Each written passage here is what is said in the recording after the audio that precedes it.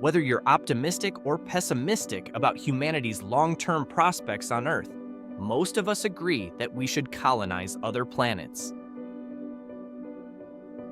Whether it's for humanity's pioneering spirit or for the instinct of survival so that a catastrophe on Earth doesn't wipe out the species, establishing a colony on a nearby planet seems to be a necessity.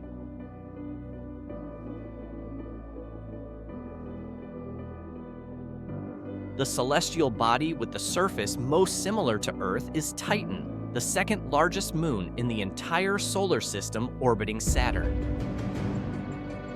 In fact, on its surface, we find valleys, mountains, and even lakes. There's just one small problem.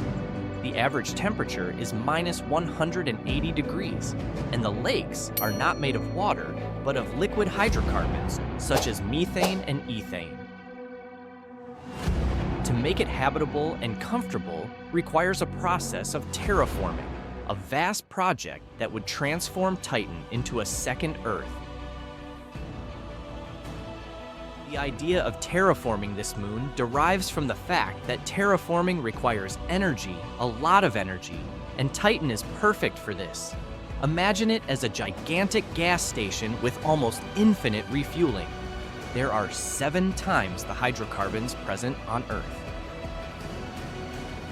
Moreover, it is the only place in the entire universe of which we know for certain that it has liquid bodies, including rivers, lakes, and seas on its surface.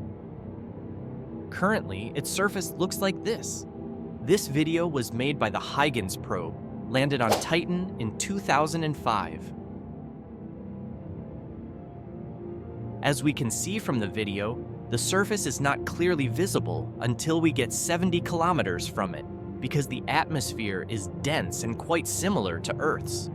Like on Earth, there is an abundance of nitrogen, but instead of oxygen, we find gaseous methane. So how do we transform the surface from this to this? The first step in terraforming would be to introduce oxygen into the atmosphere.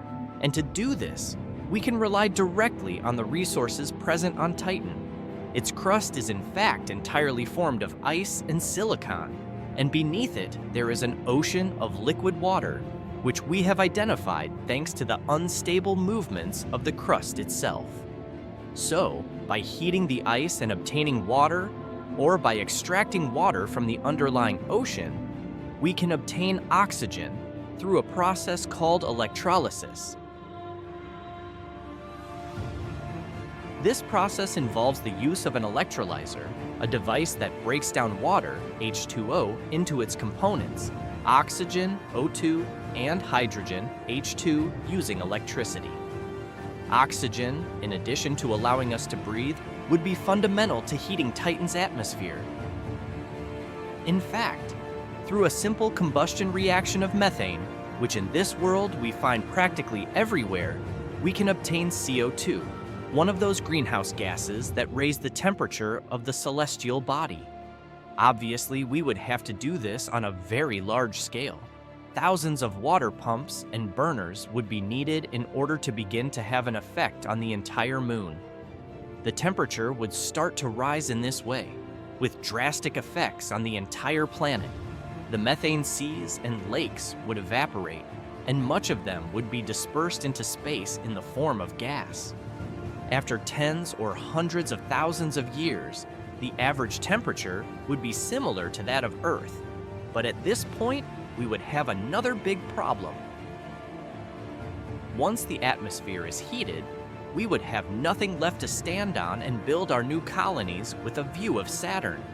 In fact, the ice crust would have melted by this point, and nothing would separate us from the underlying ocean.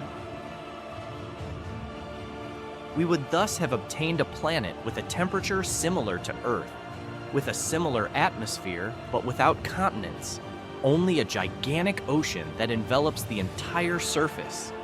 To survive, we would therefore have to organize ourselves into floating islands or something similar, but we could never have anything similar to our life on Earth. And if you plan a relaxing weekend at the beach on this moon, don't bring sunscreen.